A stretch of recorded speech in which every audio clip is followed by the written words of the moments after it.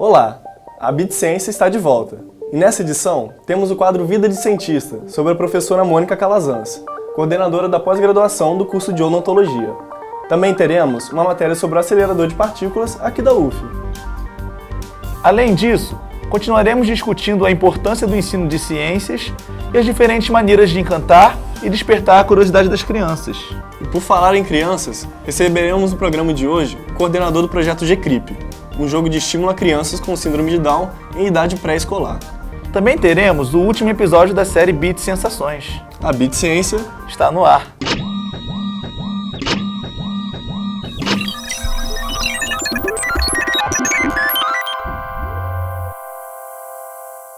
E começamos essa edição conhecendo o trabalho das professoras Simone Salomão e Marise Amaral, da Faculdade de Educação. As duas integram a equipe do Laboratório Estudo de Ciência. Ali, entre outras atividades, as duas pesquisam formas diferentes de ensinar ciências biológicas para as crianças. E você vai conhecer agora um desses projetos. É o curso Ciência na Educação Infantil e Primeira Série do Ensino Fundamental. O curso é destinado a professores e alunos da licenciatura. Vamos ver? Com a intenção de aprimorar as técnicas do ensino de educação à criança, o Laboratório de Ensino de Ciências, que pertence à Faculdade de Ciências Biológicas da UF, criou em 2010 um projeto de extensão que tem como foco este aprendizado. O curso de Ensino em Ciências na Educação Infantil, em parceria com o Programa de Alfabetização e Leitura, acontece uma vez por semestre e já está na sua terceira edição. Desenvolvendo trabalhos práticos e experimentais, o curso tem como objetivo discutir as atividades e recursos que ajudam na formação continuada dos professores. É um curso voltado para professores das séries iniciais e é um curso que tem o objetivo de trazer para a discussão e trocar com os professores algumas temáticas que já estão na escola, e que já são mais comuns nessas séries, que é a questão de trabalhar com as coleções, com os experimentos, com os modelos, mas ao mesmo tempo potencializar isso. Então a gente tenta, principalmente pelas séries iniciais, que a grande questão é a questão da linguagem, seja o português, seja a questão da matemática, a gente tenta mostrar que as ciências, o ensino de ciências é uma oportunidade também para trabalhar com linguagem, para trabalhar com quantificação.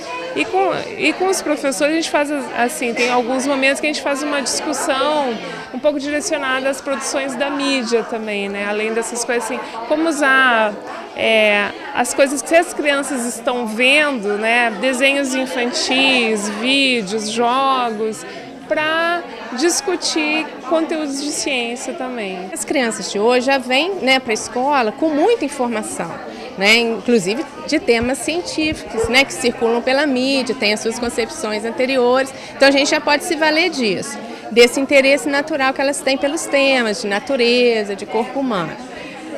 O desafio é como a gente faz para linkar esse interesse, esse conhecimento prévio com as crianças de uma informação mais científica, de um conteúdo mais científico. E o que a gente tem defendido e procurado atender é que o ensino de ciências na educação infantil e nas séries iniciais, ele tem que tentar ser feito numa dimensão mais processual, da criança ter experiência, vivenciar atividades próprias do fazer científico, não tão focado no conteúdo, não é passar muita informação e muito conteúdo, é promover atividades nos quais ela possa descrever, observar, formular hipóteses, produzir linguagem, coisas próprias do universo científico. Então, o desafio é preparar atividades que explorem essas dimensões. O laboratório é dividido em 3 frentes. Inicialmente, os bolsistas vão até as escolas, aonde desenvolvem projetos semanalmente, com material cedido pelo laboratório. A segunda frente é o projeto Jalequinho, quando as escolas agendam visitas e levam seus alunos até o laboratório.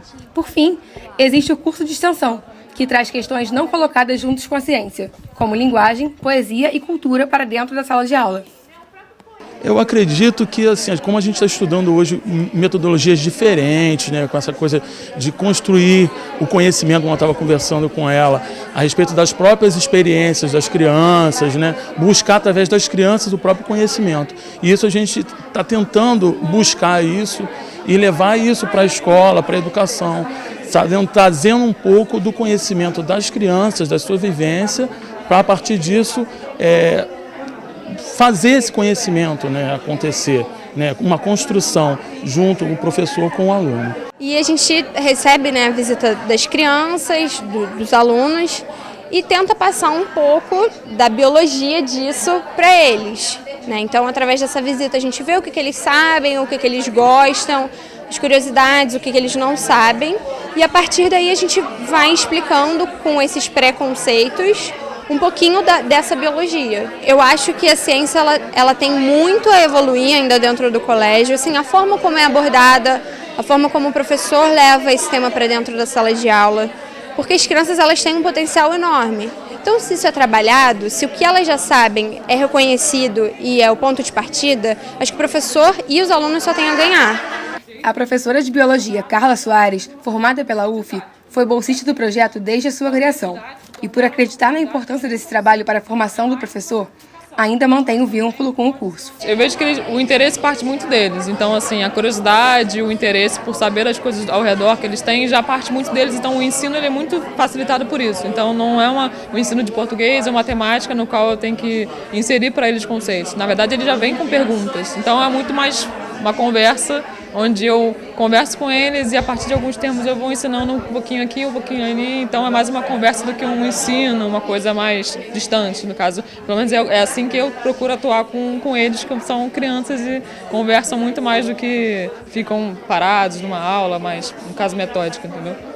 O mais difícil é quando a gente não tem a prática, né? A teoria.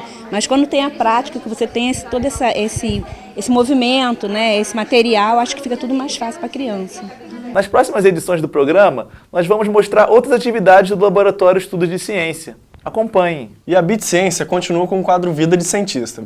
Dessa vez, a nossa cientista é a professora Mônica Calazans, da Faculdade de Odontologia. Verdade. A pesquisa dela é relacionada a implantes e substitutos ósseos. Com vocês, Mônica Calazans.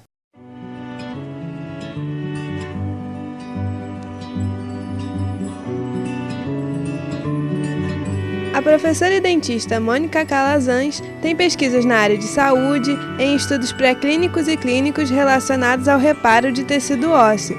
Ela e sua equipe testam biomateriais, em particular implantes metálicos e substitutos ósseos. Além disso, ela dá aula de cirurgia bucal aqui na UF. Então aqui a gente processa todo o material, tanto osso quanto partes moles, que a gente obtém das nossas pesquisas. Então, nós trabalhamos, nossa linha de pesquisa com material substituto ósseo, material que está sendo desenvolvido e cada vez mais aperfeiçoado para aplicação em humanos. A gente trabalha em parceria com o grupo do Centro Brasileiro de Pesquisas Físicas, CBPF. Esses materiais são materiais sintéticos que são desenvolvidos no CBPF e nós trazemos para cá para fazer os testes. Geralmente o primeiro teste que nós começamos são os estudos in vitro, que é feito na unidade de pesquisa clínica com o professor Gutenberg Alves, lá no Antônio Pedro. O material passou pelo teste in vitro e mostrou que ele é compatível com as células, ele é citocompatível, então o próximo passo para o estudo é a avaliação no ambiente biológico, ou seja, dentro do animal. O laboratório que a gente está indo agora é um laboratório chamado Laboratório de Experimentação Animal, que fica dentro do núcleo de animais de laboratório. Então é um laboratório exclusivamente de roedores. Para os testes de biomateriais e implantes, nós trabalhamos com roedores aqui em Niterói, que são camundongos e ratos, e trabalhamos também com animais de grande porte, que são os carneiros, as ovelhas, e os de médio porte, que são os coelhos. Mas eles não ficam aqui, eles ficam na fazenda escola da Faculdade de Veterinária da UF, em Cachoeira de Macacu. Aqui nós trabalhamos com roedores, então aqui vocês podem ver, são mini isoladores, o nome dessa caixinha aqui é um mini isolador, e aqui cada caixinha tem o nome do aluno, esse aqui é o meu mestrando Gabriel. Se você percebeu, o dorso dele, as costas dele estão raspadinhas. A gente faz a tricotomia, tira o pelo, faz uma incisão e coloca o biomaterial no subcutâneo dele, para fazer uma avaliação de biocompatibilidade do biomaterial. Esse aqui a gente faz extração de dente, nós fazemos cirurgia na calvária deles e na tíbia e no fêmur. Como médico veterinário responsável do biotério aqui de experimentação, a minha missão basicamente é cuidar do bem-estar desses animais no que diz respeito ao alojamento deles, à alimentação e também cuidando da sanidade desses animais e principalmente do bem-estar na pesquisa propriamente dita, no pré, no trans e no pós-operatório. Os cientistas que usam animais, eles costumam receber muitas críticas, né? Isso. Como é que você lida com isso? Tem algumas situações que você não tem como utilizar os métodos alternativos. O método alternativo está cada vez mais se desenvolvendo, mas está longe de chegar numa situação ideal, né? O que a gente tenta buscar é reduzir o número de animais, promover o melhor bem-estar para eles. Tudo isso que nós fazemos aqui, antes de a gente iniciar esse estudo, passa por um comitê de ética institucional da universidade e depois que você obtém as amostras após a eutanásia, essas carcaças dos animais são cremadas, né, numa empresa própria para isso, e as amostras que a gente obteve do material vai para o laboratório para o processamento histológico.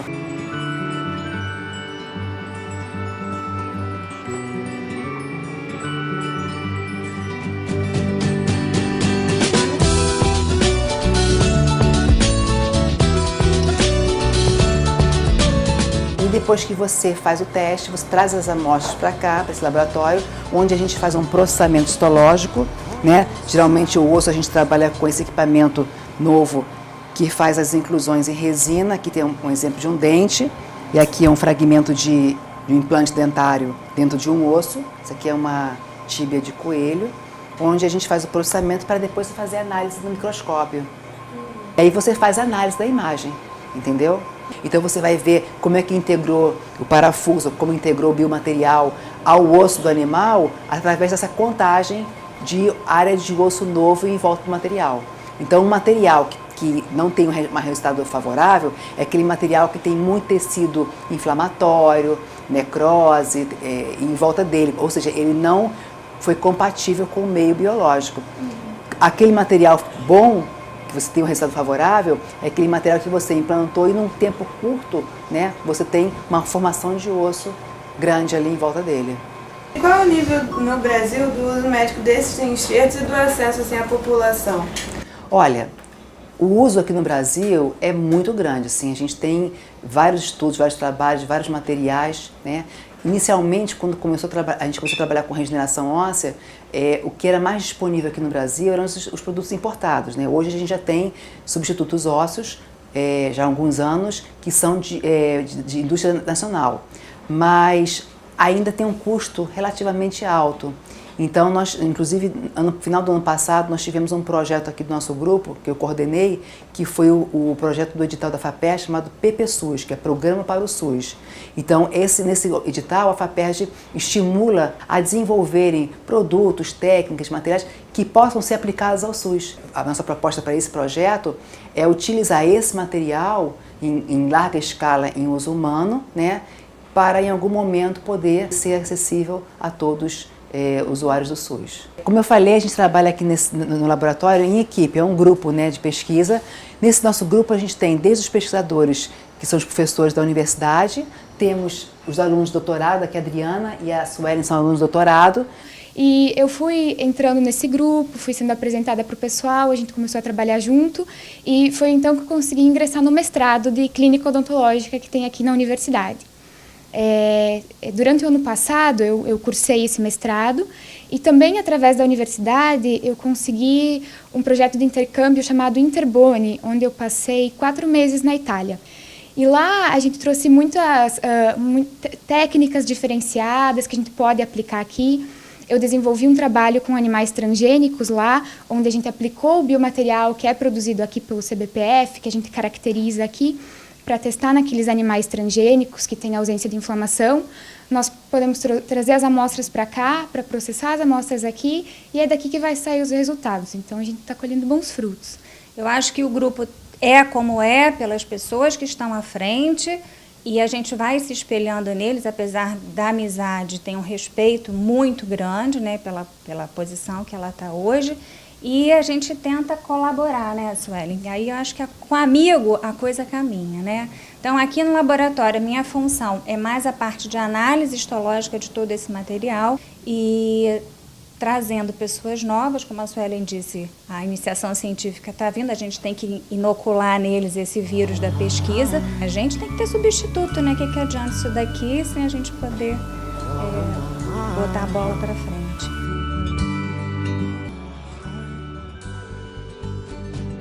E onde que você fez a graduação? Como é que você veio parar aqui na UF? Olha, eu sou professora, eu sou professora aqui da UF desde 1994, né? Quando abri o concurso aqui na UF, eu vim para cá e eu sempre gostei muito da área de pesquisa. Desde que eu me formei, eu fiz logo em seguida o curso de especialização em cirurgia na UFRJ. Ingressei de imediato para o mestrado também em cirurgia na UFRJ.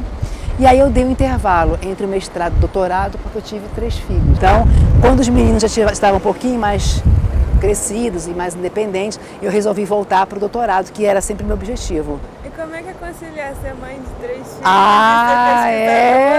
dar aula na clínica? Olha, é difícil porque a pesquisa ela envolve muito a gente aqui de segunda a sexta e envolve a gente no sábado, domingo e feriados. Não tem jeito que você vai ler uma tese no fim de semana, você vai corrigir. Esse fim de semana, por exemplo, eu tive 16 projetos de PIBIC, CNPq para avaliar. Então, eu tenho minhas 40 horas aqui e mais umas 20 horas em casa, porque... A rotina é puxada. É puxada. E em casa tem os 3 filhos, tem o marido, que também é professor da UF, né? Ele é de outra disciplina da ortodontia, mas também é professor. Então, a gente está sempre, né? Um entende o outro. Você sempre quis ser dentista? Como é que você escolheu a odontologia? Eu sempre, desde pequena, tinha muita afinidade com o meu dentista. Eu era muito cuidadosa com meus dentes quando eu era pequena. E eu acho que isso aqui foi me motivando mais a fazer odontologia. E aí, depois que a gente começa, aí é uma paixão, né? Você não quer mais saber de mais nada, a não ser odontologia. E agora nós estamos num momento que estamos aplicando esse material no humano, né? São estudos clínicos, onde são realizados aqui na clínica da Faculdade de Odontologia. Esse estudo o edital que nós ganhamos foi o edital Ensaios Clínicos da FAPERJ, que nos deu recursos financeiros para desenvolver essa pesquisa. Então, são voluntários de pesquisa que vêm exclusivamente aqui para fazer a implantação desse material novo. Esse aqui é o Marlon, é o aluno de iniciação científica. Ele é bolsista da FAPERJ e também é monitor da disciplina de cirurgia. Ele já opera os animais com os alunos do mestrado, que a proposta da pós-graduação e do pesquisador é você fazer esse link, que é o doutorando com mestrando e aluno de IC. Então, essa é a tríade, né, ideal. Pô, a Mônica, eu falei, aqui ela sempre me ajudou, tanto quando eu passei pela disciplina, com projeto de iniciação, atenção aqui dentro da clínica. Eu acho que nós aqui dentro da universidade trabalhando com pesquisa, o que a gente sempre procura, ou deveria procurar, né, de pesquisa, é em algum momento poder retribuir todo esse investimento que todas as agências de fomento fazem, investem nas nossas pesquisas, e retribuir isso de forma no nosso caso, um produto, um biomaterial para uso maciço da população, beneficiar a sociedade em função de todo um investimento financeiro que tem acontecido, né, no nosso grupo de pesquisa. Acho que todos os pesquisadores visam isso e almejam o retorno, a retribuição para a sociedade é alguma coisa que a gente recebeu de fomento. Como vocês viram, existem muitas etapas até o implante ser aprovado e nós podermos usá-los. Vale ressaltar também que o grupo de pesquisa faz parte da rede de bioengenharia do estado do Rio de Janeiro, composta por órgãos e instituições de ensino, como o IMETRO, o Centro Brasileiro de Pesquisas Físicas, CBPF, a UFRJ e o Instituto Militar de Engenharia, o IME. E essas instituições analisam juntas dados e amostras, compartilhando as informações e até mesmo usando os laboratórios uns dos outros. Além das pesquisas, o laboratório, junto com as clínicas do curso de odontologia, atende os pacientes que procuram a faculdade para cuidar da saúde bucal. E quem precisar de tratamento, é só procurar a faculdade no campus do Valonguinho. E não vá pensando que esse bloco acabou não. Agora vamos falar de física nuclear. Você sabe o que é um acelerador de partículas? Por fora parece grandes túneis, que podem ser retos ou em forma de anel, e ter vários quilômetros de extensão. Dentro deles, as partículas que compõem os átomos são aceleradas a velocidades próximas à da luz. Durante o trajeto, pelo grande túnel, elas se chocam e dividem, para os cientistas entenderem melhor os componentes da matéria. O maior acelerador de partículas é o LHC, sigla em inglês para Grande Colisor de Hadrons, instalado perto de Genebra, na Suíça. Mas temos um bem mais perto do que você imagina, aqui na UF. Adquirido pelo Instituto de Física da UF em 2012, o acelerador de partículas foi encomendado por uma empresa norte-americana para fazer análises e experimentos com carbono. Conversamos com o coordenador do projeto, Paulo Roberto Gomes, que vai explicar melhor como o dispositivo funciona. É com você, Raíssa. Estamos no laboratório do acelerador AMS, no Instituto de Física da UF, com o professor Paulo, que vai mostrar como funciona o acelerador de partículas. Bom, vou começar falando o que é AMS, né? O termo em português é espectrometria de massa com aceleradores. AMS é a sigla disso em inglês. E a gente pode dizer que é um carbono 14 AMS, porque é um acelerador feito especificamente para trabalhar com carbono 14. Então, nós estamos aqui na salinha de controle, que é algo pequeno, já nós vamos ver o acelerador, mas só para vocês já terem uma noção, logo aqui ao lado tem o painel de controle, que é da onde todo o controle, a gente não entra lá na outra sala enquanto está tudo funcionando. Não é que não possa entrar, mas todo o controle é feito por aqui. Tá? E depois tem um computador associado que também faz com que, uma vez que a gente tire os dados lá no acelerador, automaticamente a gente tem os resultados saindo daqui. Esse é um processo bastante rápido e tudo automatizado. Então vamos entrar lá na sala do acelerador.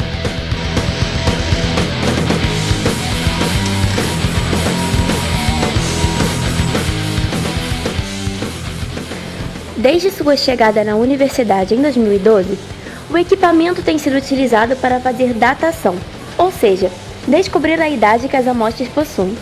O trabalho envolve outras áreas do conhecimento, como biologia marinha e arqueologia. O equipamento custou US$ 1,5 milhão, que foram obtidos por meio do FINEP, empresa pública que financia projetos tecnológicos.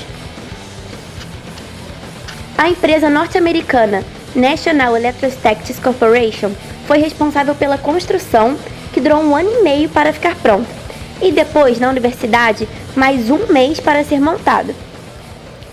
Apesar do alto custo, Paulo comenta que há muitos benefícios com a aquisição desse equipamento. O que ocorre é o seguinte: as pessoas ou os grupos de pesquisa das várias áreas que querem usar essa técnica para fazer seus trabalhos, tipo datação ou rastreamento de elementos, normalmente mandavam tudo para fora. E o custo era cerca de $1.000 por amostra.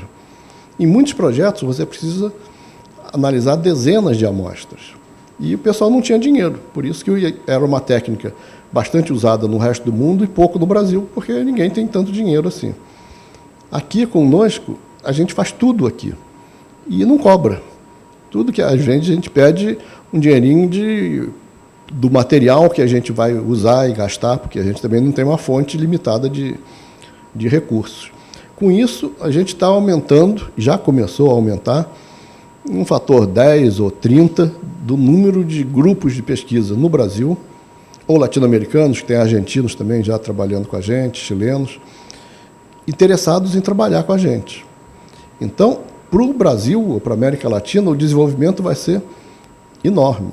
Para o que nós queremos fazer aqui, é fundamental que o acelerador seja completamente estável, porque nós vamos medir uma razão entre quanto de carbono 14 tem numa determinada amostra e quanto de carbono 13 ou 12, que são os estáveis. Essa razão vai dizer a gente qual a idade daquela amostra. Então, para isso, é fundamental que o acelerador seja completamente estável para a gente poder, senão está passando o carbono 14, depois passa o 12 e a corrente muda, aí não serve para nada. Por outro lado, a gente não precisa ter uma energia tão grande quanto é necessário para fazer uma reação nuclear. Então, esse daí são 250 kV que a gente acelera. Pode parecer muito para um acelerador, é até pouco, mas, como eu falei, a gente não precisa energia mais do que isso. Além de resultados práticos, o acelerador tem contribuído para o desenvolvimento de pesquisas acadêmicas entre os estudantes de graduação, pós-graduação e professores da universidade. Nós temos aqui atualmente 2 projetos sendo feitos que envolvem o acelerador, né, especificamente. Um é relacionado aos sambaquis, são ocupações pré-históricas que tem no nosso litoral e a gente, com o acelerador, a gente consegue datar, a gente consegue saber a época em que essas ocupações ocorreram, né? O segundo projeto que a gente tem é um projeto sobre o entendimento melhor de um fenômeno que ocorre na nossa costa, que se chama a ressurgência de Cabo Frio, como ela é conhecida. O carbono 14, a assinatura do carbono 14 nessas águas, que é feita através do AMS, tem assim fornecido resultados muito interessantes para a gente, para entender melhor esse fenômeno. A gente já está tendo que preparar mais amostras do que preparava, com isso a gente já conseguiu recursos para fazer mais, porque muitas vezes o acelerador fica parado, porque a gente leva muito mais tempo preparando 40 amostras para botar no acelerador do que analisando essas 40 amostras. Então a gente agora está multiplicando essas formas de preparar a amostra para poder dar conta do máximo possível de projetos de pesquisa. Então, tem gente no grupo que acha que a gente tem que fazer propaganda, eu prefiro até não fazer, porque a gente já não está dando conta de tanta gente procurando a gente para fazer esses projetos. Então, realmente, para nós, aqui da UF, foi muito importante a aquisição desse aparelho, porque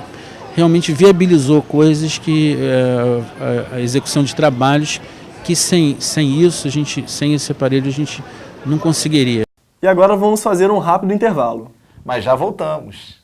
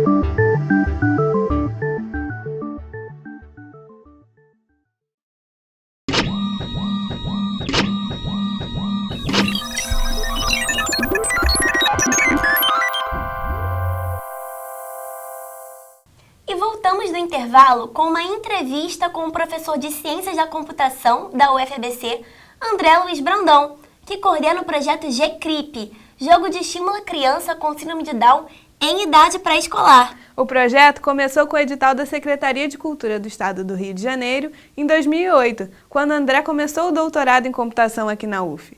Boa parte da equipe foi composta por alunos de graduação e pós-graduação. No ano passado, fizemos uma reportagem sobre o GCRIP. Ele foi desenvolvido para atender às necessidades das crianças com síndrome de Down, com operações interativas e imitação de gestos através de música e dança. Além disso, o personagem principal, Betinho, tem feições de uma criança com síndrome de Down.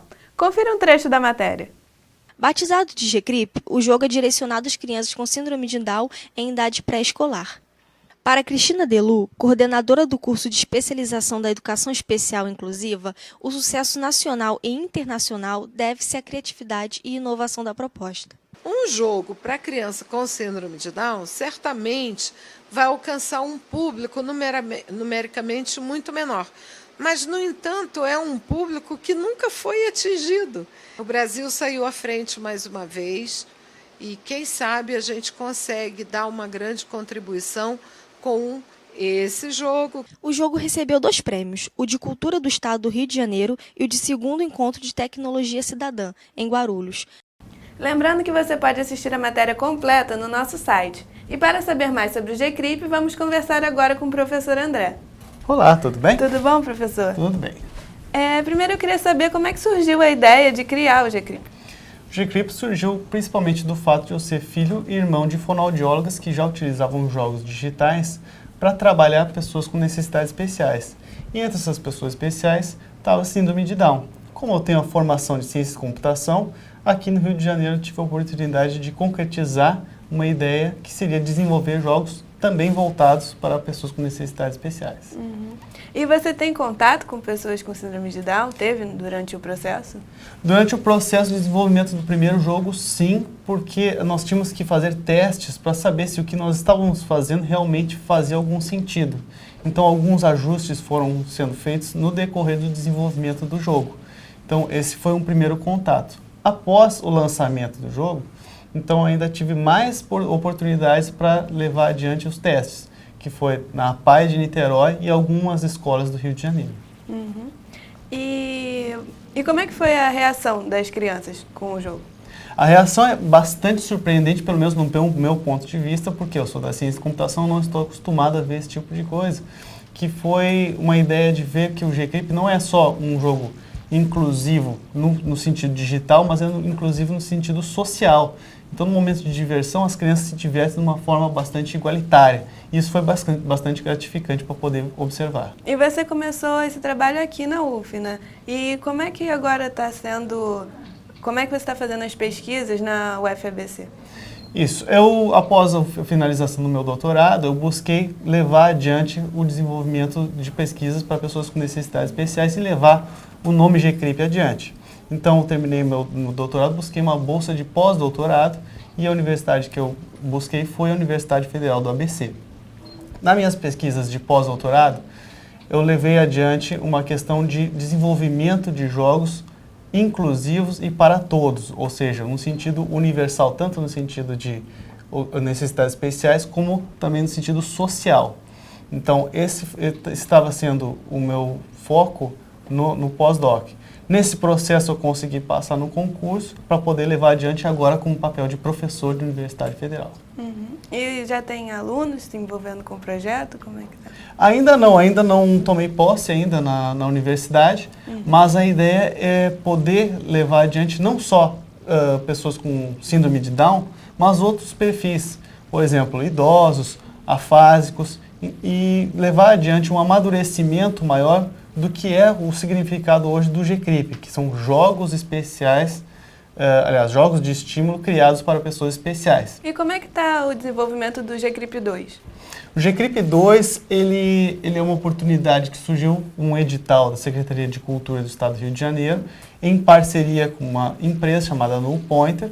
No momento está em desenvolvimento e ele inclui 3 novas habilidades cognitivas a serem estimuladas.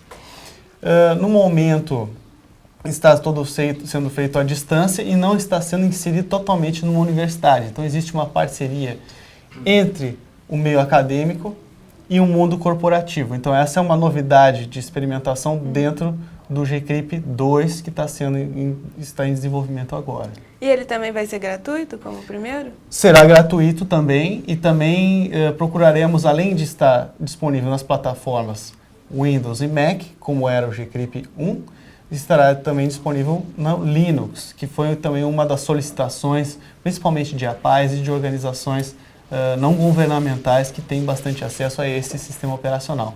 Então, também, além disso, teríamos a vontade de disponibilizar não só em português, mas como espanhol e inglês, porque na primeira experiência do GCRIP 1, nós tivemos a experiência de colocar ele disponível em 5 idiomas, né? Então, além desses 3 que eu falei, em alemão e turco, para tentar buscar não só ajudar pessoas fora do Brasil, mas como buscar parcerias internacionais para levar adiante também estudos de cultura, o quanto que impacta a aplicação de um jogo que é feito no Brasil em outra cultura, para ver se alguma adaptação deve ser feita para ter o mesmo efeito positivo. E vocês têm apoio assim, de psicólogos, de pessoas de outras áreas para fazer o jogo? Como é que é essa interdisciplinaridade? Como eu falei, eu sou filho e irmão de fonoaudiólogos, então esse é um contato que eu tenho aí bastante a longo prazo. Então continuarei esse contato e também Na nova universidade também tem fonoaudiólogas, tem psicólogas, e agora, como eu recém estou iniciando os trabalhos, eu estou numa fase de amadurecimento, de conhecimento das pessoas que estão na universidade para eu fazer a parceria e levar adiante o desenvolvimento de jogos. E já tem alguma previsão do lançamento do GCRIP 2? O GCRIP 2 será lançado no segundo semestre de 2014, esse ano, mas ainda não posso precisar uma data específica, porque até lá, assim como foi feito no GCRIP 1, no GCRIP 2 nós teremos que experimentar, teremos que fazer testes para verificar se alguma adaptação será necessária. Com certeza será necessário, porque a gente nunca acerta de primeira, então por isso eu não posso dizer uma data, um dia específico, mas posso dizer que no segundo semestre de 2014 teremos novidades. Obrigada, então, professor, pela entrevista. E em breve, então, nós anunciaremos o segundo GCRIP. E agora, vamos mostrar rapidamente uma visita bacana que aconteceu no IACS. Trata-se do professor José Antônio Martinuso, que está concluindo uma pesquisa de pós-doutorado realizada no programa de pós-graduação em mídia cotidiano e que teve a supervisão da professora Renata Rezende. Bom, a pesquisa que eu fiz aqui junto ao programa de pós-graduação em mídia cotidiano é sobre a relação entre a formação da opinião e as redes sociais. Eu estudei o Facebook. A minha ideia era pesquisar junto aos usuários do Facebook se os conteúdos que circulam no Facebook, se as opiniões que circulam no Facebook, elas interferem no processo de formação da opinião pessoal desses usuários, desses internautas.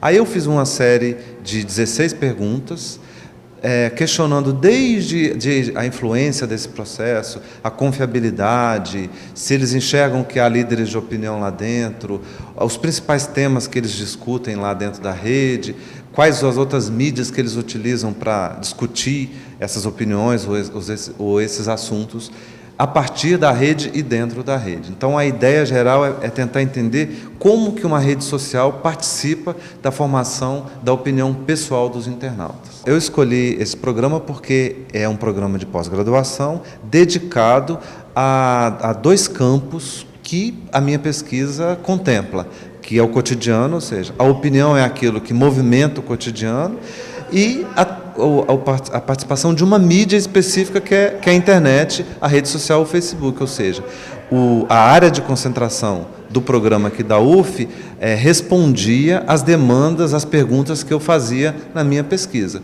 E chegamos ao fim dessa edição, que será fechada em grande estilo com o último episódio da série Beat Sensações. O tema desta edição é o prazer.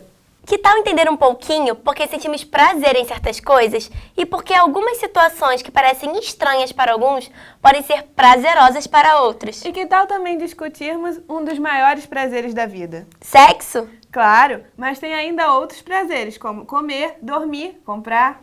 E alguns bem exóticos, acredite. Então, vamos conferir. Prazer, uma sensação de bem-estar que todo mundo gosta de sentir.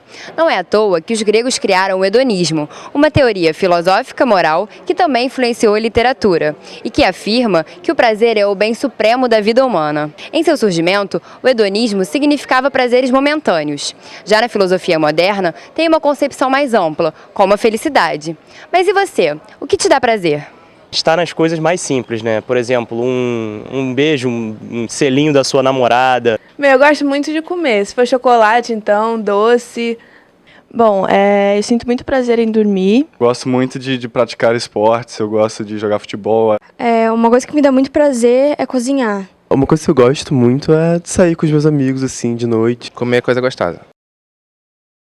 O nome desse sistema que controla as emoções, o prazer e a manutenção da vida, como a fome, a sexualidade e todas as questões de prazer para manutenção da vida, é feito pelo sistema límbico. Só que no homem, que é um animal, um mamífero superior, mais desenvolvido, há um controle cerebral, porque o homem teve o desenvolvimento do neocórtex, que são os hemisférios cerebrais.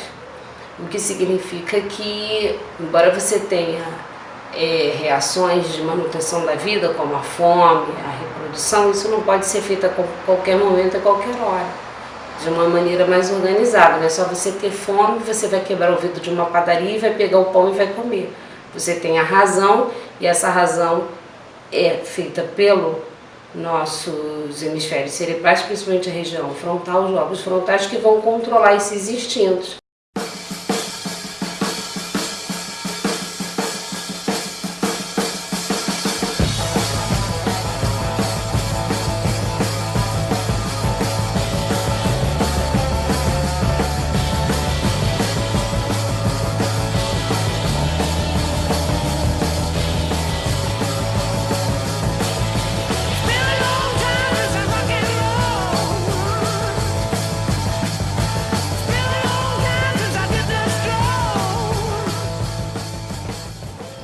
Que o prazer fica tão marcante. No sistema límbico tem também uma região chamada hipocampo, onde fica registrada memória. Então, o que isso quer dizer? Se eu faço uma atividade que me cause muito prazer ou que me cause desprazer, essa informação fica registrada. É claro que não dá para deixar de lado o prazer sexual. Através de terminações nervosas, o cérebro responde ao contato da pele e dos músculos, provocando espasmos e contrações prazerosas. Muitos casais frequentam as sex shops para apimentar a relação. Quem trabalha no ramo afirma que a maioria dos clientes são pessoas casadas. Além dos brinquedinhos, as fantasias, calcinhas e cuecas diferentes são os itens mais procurados. O sexo em si, ele é uma atividade física, onde, como numa atividade física, numa academia, você tem a liberação também de hormônios no corpo que vão produzir sensação de bem-estar a nível geral. Não só relacionada ao ato sexual, mas às vezes só todo o ato de conquista. Porque a sedução também mexe com a questão da autoestima, né? Com toda a questão da vaidade, e isso também causa prazer. E os prazeres estranhos, que levam o nome de fetiche? Os boobers, por exemplo, têm fetiche por goma de mascar. Para eles, grudar chiclete embaixo da carteira pode ser tão prazeroso quanto um ato sexual. Também não são tão raras assim pessoas com fetiche por axilas. Esquisito? Como qualquer sensação, o prazer é subjetivo. O que pode te dar prazer pode não dar ao outro e vice-versa. O prazer também pode ser obtido através de outras atividades, como exercício físico, leitura, escuta de uma música, o relacionamento com outras pessoas. Então, a sensação de prazer, ela é proporcionada por ativação de áreas cerebrais a partir de estímulos. Bom, quando eu estou muito nervosa, muito ansiosa, eu tenho muito prazer em beber cerveja ou vinho. Principalmente quando eu estou muito ansiosa com alguma prova, algo assim. Eu bebo um gole de vinho e parece que eu vou para outro lugar. Eu fico muito bem. Bom, o que me dá prazer é sentir medo, tipo pular de paraquedas, viajar de barco, qualquer coisa que me faça sentir medo me dá prazer. O que me dá mais prazer é comprar. Quando eu tô assim meio triste, meio ruim, eu vou pro shopping, vou pra alguma loja e eu compro muito e saio gastando dinheiro que eu nem tenho às vezes. Mas isso me deixa muito feliz e acho que é a melhor coisa que tem é comprar, cara. É até triste dizer isso, mas é verdade. Ouvir música quando eu tô sentindo, quando eu tô com alguma sensação específica. Algumas músicas têm uma carga emocional específica que gera um resultado específico e me dá um prazer específico. Bom, muitas coisas me dão prazer, mas eu acho que estar com quem a gente gosta e pessoas boas perto da gente são coisas que me dão prazer, assim. Compor música me dá prazer, e principalmente esse prazer contemplativo, né? Porque é aquele momento que eu tô encontrando uma parte abstrata ali de mim. Tem prazeres assim, tipo atração física, prazer que, sei lá, de repente a droga pode te dar, mas eu já não me ligo tanto mais com isso, assim, tipo, sei lá, eu sou budista, então eu vou largando pra lá essas coisas, sei lá. Parei de comer carne e tal, eu gosto de comer, mas eu abdiquei, né, de comer carne, me limitar um pouco quanto a isso, volto mais pra essa transcendental.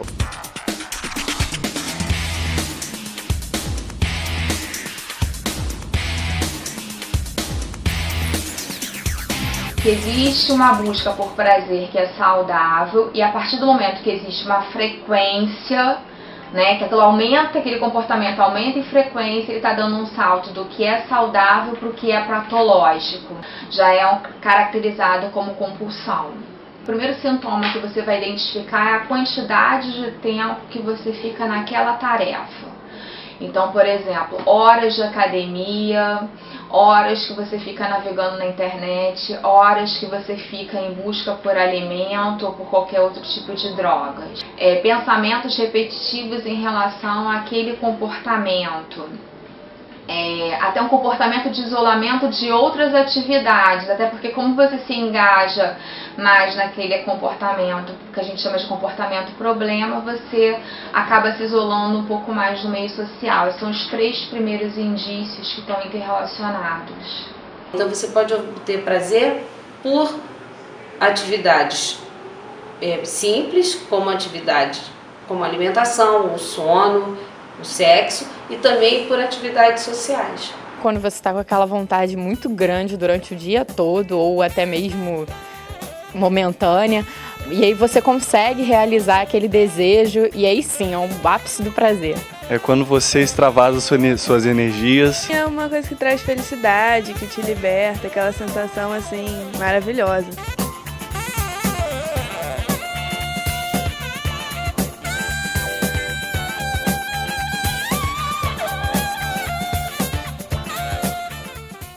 É uma pena que esse seja o último episódio. Mas todos podem rever a série no nosso site www.bitsciencia.uf.br, assim como todas as outras matérias dessa edição e das anteriores.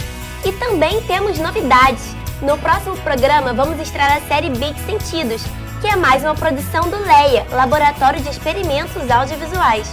Como não poderia deixar de ser, a série vai abordar nossos 5 sentidos: tato, paladar, audição, visão e olfato. Você não pode perder. Até a próxima. Tchau! Tchau!